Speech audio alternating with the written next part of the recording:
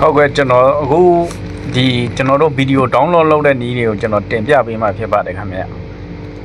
အခုဒီအနီရောင်ဒီ app လေးတွေကဗီဒီယိုတွေပေါ့နော်ကျွန်တော်တို့ဒီ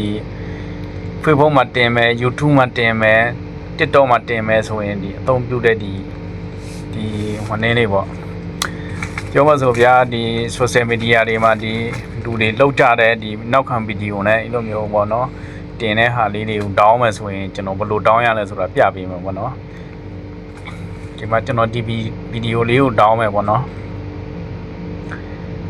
ဒါဒီဗီဒီယိုကိုကျွန်တော်ဘယ်လိုတောင်းမလဲဆိုတော့ကျွန်တော်ပြောပြပေးမယ်နော်ဒါကျွန်တော်တို့ share ဆိုတဲ့နေရာလေးကိုနှိပ်လိုက်မယ်ပြီးရင် copy link ဆိုတဲ့ဟာလေးကိုကျွန်တော်တို့နှိပ်လိုက်မယ်နော်ဒါကျွန်တော်တို့ copy လိုက်ပြီနော် copy ယူပြီးရင်ကျွန်တော်တို့ပြန်ထွက်လိုက်မယ်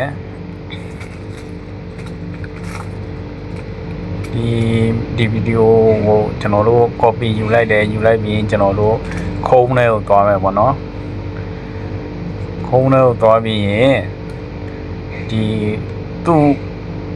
ဗီဒီယိုတွေကို down တဲ့ဒီ website လေးတခုရှိတယ်ပေါ့နော်အဲ့ဒါလေးကိုကျွန်တော်တို့ဝင်လိုက်မယ်ဝင်တယ်ဆိုတာဒီသူ့ရဲ့နာမည်ပဲเนาะအဲ့ဒီ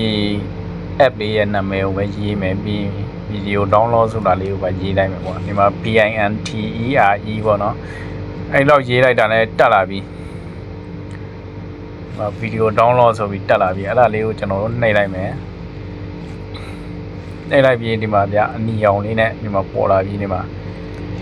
KP ဆိုတဲ့အနီရောင် app လေးနော်ဒီမှာအဲ့ဒီတဲကိုဝင်လိုက်မယ်ဝင်ပြီးကျွန်တော်ခုနယူလာတဲ့ link လေးကိုကျွန်တော်တို့အဲ့ဒီမှာချလိုက်မယ်ပေါ့နော်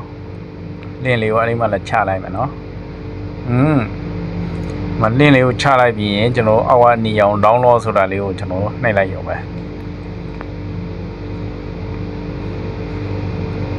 ဒီအောင် download လေးကိုကျွန်တော်တို့နှိပ်လိုက်မယ်အဲ့ဒီမှာတစ်ဆင့်စီတည်တယ်ဒီမှာအပေါ်ဆုံးကအနီအောင် download တဲ့ဗီဒီယိုပေါ့နော်အဲ့ဒါကိုနှိပ်လိုက်ပါ